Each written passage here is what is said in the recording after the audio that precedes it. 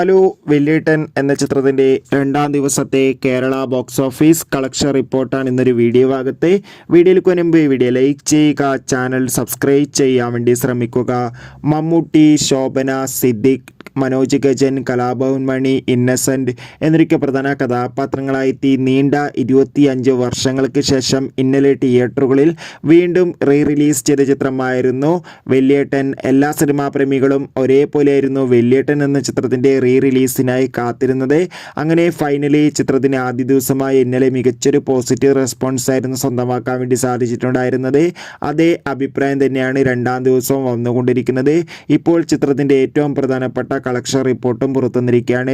ചിത്രത്തിന് ഇന്ന് രണ്ടാം ദിവസമായ ശനിയാഴ്ച അത്യാവശ്യം മികച്ചൊരു ബുക്കിംഗ് തന്നെ നടക്കുന്നതുകൊണ്ട് തന്നെ 30 ലക്ഷത്തിൻ്റെ മുകളിൽ തന്നെ കളക്ഷൻ നേടിയെടുക്കാൻ വേണ്ടി സാധിക്കുമെന്നാണ് ട്രാക്കിംഗ് റിപ്പോർട്ടുകൾ സൂചിപ്പിക്കുന്നത്. കാത്തിരിക്കാൻ നമുക്ക് വെള്ളിയേട്ടൻ എന്ന ചിത്രത്തിൻ്റെ കൂടുതൽ ബോക്സ് ഓഫീസ് കളക്ഷൻ റിപ്പോർട്ടിനായി. ചിത്രം കണ്ടവരുടെ അഭിപ്രായം തീർച്ചയായും കമൻറ്റ് ബോക്സിൽ രേഖപ്പെടുത്തുക.